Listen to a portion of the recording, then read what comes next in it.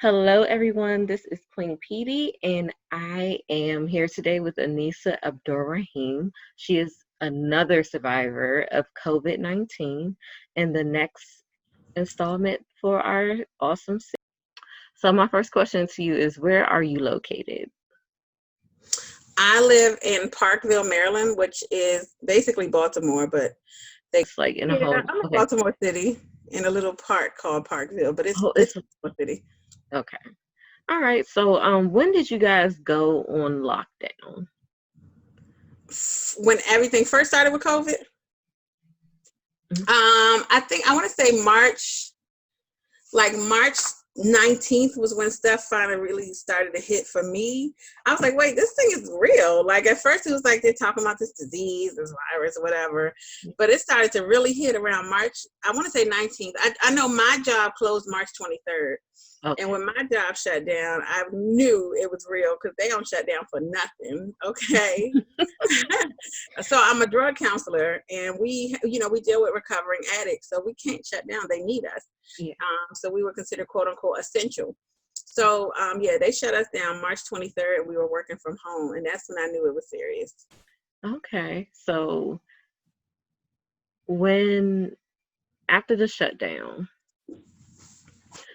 were you just going out to get like essential needs, or were you okay, you were? Yeah, Mhm. for the most part, I was doing essential stuff. Like it would be like grocery store runs and stuff like that. But I still would go like to my mom's house on the weekend to do laundry because I don't have a washer and dryer in my apartment. So I would drive down to my mom's house and go do laundry. But for the most part, I was staying home and I was definitely keeping my kids home because they can't go out. My kids are probably sick of being in the house. Oh, I bet they are. I We went to my bet they mama's house on the weekend to wash, and that was about it. They couldn't go to the store with me or anything. mm. Okay, so where do you think that you actually caught COVID from? That is the $1 billion question, girl. I don't know. I didn't have like people over. Um, I would go to the store, and then here's the thing. Sometimes every now and then I would visit my clients and like go collect the urine from them or something, just to see how they were doing. But for the most part, it was like home, office, and sometimes grocery store. Honestly, I believe I may have caught it like at the grocery store, one of those little casual trips where I think it's just regular and I maybe touch Mhm. my food. But to this day, I have no clue exactly how I caught it. Okay. So when the first symptoms appeared, what what were the first symptoms actually? What were they? Okay. I'm gonna build up to it so it can seem kind of like a story because this is how it built up with me. Okay. So when it first came out, all they said was coughing, fever, temperature, and body aches. Right. So that's all I was looking for. I was like, anything else is not COVID. So I had a runny nose, and I thought I just have allergies. It's just allergies. Yeah. But my runny nose turned into I couldn't smell anything no more, and I was like, they did say loss of taste and smell might be, but I still didn't take it seriously. Next thing you know, I couldn't taste my food. I couldn't taste anything. I couldn't smell anything, like anything. This was my test. I put nail polish remover under my nose and I couldn't smell it. And when I couldn't Wow. smell that, I was like, hold on. So loss of taste and smell were my first symptoms. And I was like, hold on, this might actually be an issue. But I still kind of ignored it, brushed it off because they weren't really, really major. I thought it was still allergies. The time I finally decided to go to the doctor was when my fever was at 102.8 and it would not break. I kept taking Tylenol, it would go away and come right back. That's when I was like, hold on, I think I'm sick. So yeah, those were my first symptoms: loss of taste and smell that look like allergies, just a runny nose. Yeah. Okay, so once did you get a COVID test before you got um worse, I would say? When I first started having a fever was when I guess that's when the decline started. First, the runny nose was like, okay, blow your nose, keep it moving. Yeah. The fever is also associated with the lethargic feelings and stuff. So when I had the fever, I went to the doctor. I went to urgent care actually and got the test. And they had to jam it in my throat. At that time, they were still doing the throat test. Mhm. They jammed it in my throat, almost like a strep throat test. And they said your results will come back in 3 to 5 days. Just quarantine at home. So I'm like, I gotta wait 3 days to know. But in that 3 days, I knew because the fever wouldn't break, and my body, it felt like it felt like I was trying to lift two of me out of the bed when I had to get up. Oh, It was wow. like my body was just heavy and tired, and I was just like, this ain't normal, and that was when I was like, the test is going to come back positive. I had already told my kids, don't come in my room, mommy might be sick, I got to keep y'all safe. But yeah, it was just, I knew that test was about to be positive. Oh, wow. Okay. Yeah. Yeah, and then they called me. The health department calls. When the health department calls, it's bad. So the lady's like, "I'm from Baltimore City Health Department, blah blah blah," and she said your test came back positive, and then she starts giving me all these tips and everything, which I was already doing. But the confirmation of the positive was scary to me. Like in my head, I knew it, but then when they said it, I was like, "Lord, I'm gonna die." The health department didn't call it. I'm about to die. I'm Yeah. just gonna die. Yeah. And I really was scared, like, this is it. But mind you, all this time, I only have a fever and achy body and like loss of sense of smell. I didn't have any kind of breathing issues. Mm. Like the respiratory stuff that's actually killing people, I didn't have that. But I was still scared. I was like, it's gonna come. One night I'm just wake up in the middle of the night and I'm not gonna be able to breathe. Yeah. But it didn't happen that way. Alhamdulillah, thank God. Yeah. But yeah, so that's that. Wow. Okay. So what was your worst day with with COVID? When it was actively in my body, Yes. Your worst day. probably that's a good question. Maybe like the day I went to the doctor was when I just first started feeling real down, just real low energy, really. So that was approximately like 4 or 5 days after the first symptoms of the loss of taste and smell. So about 5 days after all of that, I started feeling like absolute. Can I curse on here? I'm sorry. Okay. I can bleep it out. I can bleep it out. Oh, okay. I felt like absolute shit on the bottom of a shoe. Like it was just it. And I was like, this is not good. It's not normal. It's not like anything you can compare it to. Mm-hmm. Like if I were to compare it to something, it would be like the really bad flu. But it wasn't like a cold. It was like the flu, but worse. Yeah. So I just felt really shitty. And then after they confirmed my results, mentally I felt more bad than I did before. And so I was crying and sad and thinking I'm gonna die, and like it was crazy. I have anxiety, so of course this just made it all way worse. Yeah. I mean, I know I've been kind of anxious during this whole entire quarantine. It's just not been fun for me. So. Nope. It's scary. It is scary. Yeah. Okay. So you were one of the lucky ones that didn't really get a lot of stuff like, the breathing problems. You were definitely lucky because there's a lot of people that's on ventilators and Yes. yeah. So did you have any after effects? I'm so glad you asked. I was waiting because everybody talks about these mild cases. The mild cases have the worst after effects. So I don't know how much you've heard about all the brain conditions and the blood clots and everything associated with people afterwards that have mild conditions, but we're all like, oh, I had a mild case. It's okay, whatever. We thought we're out the woods, right? No, girl. Like a couple weeks after the COVID was over, I ended up having a stomach flu. Now, mind you, let me just go back real quick. I've never been hospitalized except to have children. Like, never been hospitalized for any reason. So I had stomach flu. I ended up with septic shock, and I had pneumonia. And I'm sorry, I left the part out earlier. When they diagnosed me with COVID, they also diagnosed me with pneumonia. With what? Pneumonia. Oh wow. In my right lung. Yep. So this second time, June 5th, I was feeling like crap. I was sick. I was throwing up. I had diarrhea. I was real sick. I thought I ate something bad. But the next day I ended up in the hospital with a fever of 105 and damn near dead from septic shock.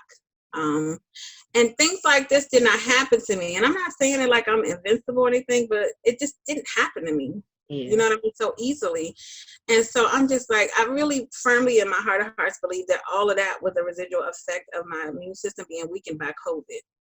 2 weeks after that, after I'm out the hospital, I had vision problems. And I went to the hospital to get my eyes checked. And they ended up keeping me for 5 more days. Mhm. Come to find out, I have a condition where too much brain fluid builds up in my brain, and it Mhm. was touching on my optic nerve and making my vision blurry.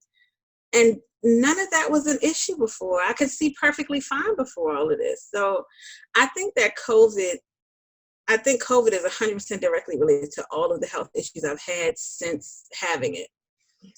Thankfully, I did not experience any blood clots, any strokes, but this brain condition is exactly that. It is one of those residual brain effects that COVID has on your body. And to this day, I have little issues like tingling in my hands and feet, like just stuff Oh, so that's you happening. have the tingling. Yeah, like when your stuff falls asleep, but mine does it more intense than that. Like it's like my hand fell asleep real hard, or my foot fell asleep real hard, or it happens in my joints too, my elbows and my kneecaps. And I don't know what that is, but this is all stuff that's never happened to me in my life, and everything has been weird since COVID started and since COVID was in my body. So yeah, COVID definitely had some after effects on me. I have to take these fat ass pills every day now to keep my brain fluid down. It's called Diamox. That's the generic name for. I mean, yeah, that's the name of the medicine, and it keeps my brain fluid from going up and putting pressure on my eyes and stuff. But I never had nothing like that before. Yeah. So yeah, I ended Mhm. up COVID housebound for 2 weeks and then hospitalized twice since then. Mhm. Yeah. Wow. So, if you had anything that you want to tell people right now about, whether it's they don't want to wear a mask or, they don't want to stay in the house, they want to go to a party, what do you have to say to them? I'm glad you asked. I'm gonna say that about every question you ask me. But for real, like it really frustrates me because I feel like everyone's saying it. So I feel like I'm just beating a dead horse. But you have got to take these precautions seriously. Like going outside without a mask on is absolutely dangerous. You are risking your life every single time. You know, gatherings, like all these parties and stuff that are happening, no way. Like, no way. You're putting yourself in danger for nothing. And it's really, really hard to stay home, especially for people like, let's say, the field I work in, behavioral health, like people that are struggling drug addicts and in recovery. It's really hard for them. So I can imagine people with depression, people with mental illness, people with health issues. Staying home is not always easy, but staying home will actually save your life, you Mhm. know. And it sounds, like I said, like I'm beating a dead horse because everyone's saying it, but it's actually true. Like if you stay home, you are so much safer than every single time you step foot out the door. They're now saying that COVID might be airborne as opposed to us thinking it was just droplets. Like if you breathe in the wrong space, you can catch COVID. And Okay. it's that serious, you know. And with them trying to send the kids back to school, children are carriers, but they're asymptomatic. And so the kids will actually end up having it, taking it home to their parents and never ever showing symptoms. And so, everybody's talking about preparing for the second wave. It's coming. And I know it sounds crazy. I'm not a conspiracy theorist or We're anything. still in the I'm a first person who wave. is, huh? I said we're still in the first wave, so We are, but they're trying to open stuff up and call it phase one, phase two, whatever. We are still in the first wave. yeah, it hasn't. I have close friends that work in the hospitals. I got close friends working in the front lines, and every day they're dealing with keeping people alive who have COVID. It's still a lot of older people that are dying from it, more so, but anybody can get COVID and get lung issues and die. And if you think that you have a mild case and it's just all better, you better believe that something might come up a little later, that you never even thought of. So my advice would just be take the precautions seriously, protect yourself, protect your families. Even if you don't take it seriously for yourself, do it to keep everybody else safe. Like I don't like wearing masks. I can't breathe. It's constricting, but it will also save my life, you know. So that's just my greatest advice is actually not listen to the news and get all scared, but listen to the news and be careful. Just be careful Yeah. and know that it's real. COVID is not some fake thing. COVID may or may not have been made by the government, whatever bioweapon, but whatever it is, it will kill you if you keep playing around. So that's my advice. Just be careful and listen. Protect yourself. It's a scary thing. And that's very true. It's a very, very scary thing. But how do you, I want to ask you, how do you feel about them trying to open up schools so early? I'm angry about that. I think that is the most reckless and the most inconsiderate and the most dangerous thing they can do right now. If you send your baby to school and your baby does not have any symptoms and they come home and you live there, your mama lived there, your grandmama lived there, all three of y'all can get infected and baby just going to school every day. So I think it's the most foolish thing ever. I think it's economically influenced. I think that the same thing everybody else is saying. If we cannot go out to the polls to vote, why the hell can our kids go back to school? Yeah.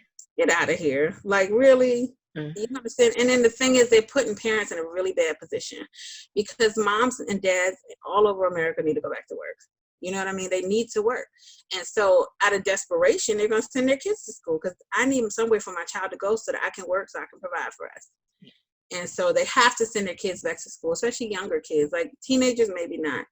But like I have an 8-year-old and a 6-year-old. They can't stay home alone if I had to go back to work right now. Yeah. I would desperately be sending my kids to school just so that I can make ends meet. Like this is the worst predicament anybody can be in. And I really, really feel sad for the people that have to make that decision. I mean, the parents, not the people that's making decisions higher up, because that's a foolish decision that they're making. But the parents that have to really decide, do I risk my health and my child's health because I have to work before I get evicted? Because they're starting evicting people again. Yeah. So it's desperation. And that's what they're doing. In a sense, I look at it as genocide, but that's another story. My mom says the same thing. I really do believe that they are like intentionally letting this happen. Like, why else would you send our babies, our most precious, our next generation of people out there to get sick or bring it back home to us, other than population control?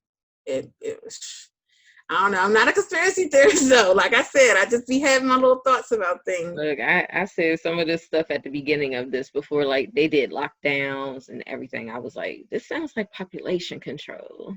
It sounds a lot like that. Yeah. Kill off the old people who are draining the economy with their Social Security checks. You know what I mean? Retirement funds and all this. Like, it's scary. I fear for everybody that I know and for everybody I care about. Like, I fear for them because we all have to make decisions right now that may or may not be in the best interest of our health, but it may be in the interest of just basic survival. I don't want to be on the street, so I got to go to work. So I got to send my kids to school. And you're literally risking your life to pay your bills.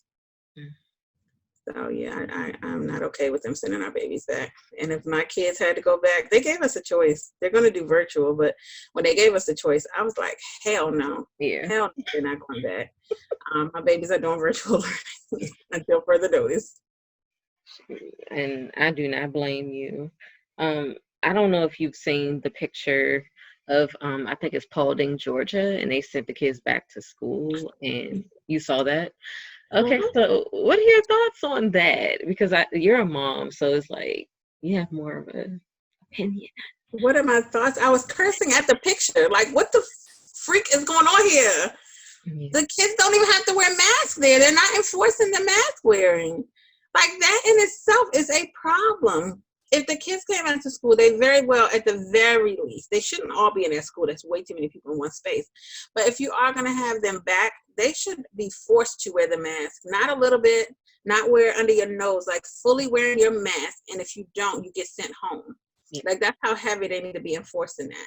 They need to be enforcing sanitizing. They need to be enforcing hand washing with the little ones. They need to be enforcing I saw some pictures. I don't know about this particular school, but some schools were putting like barriers around the desk.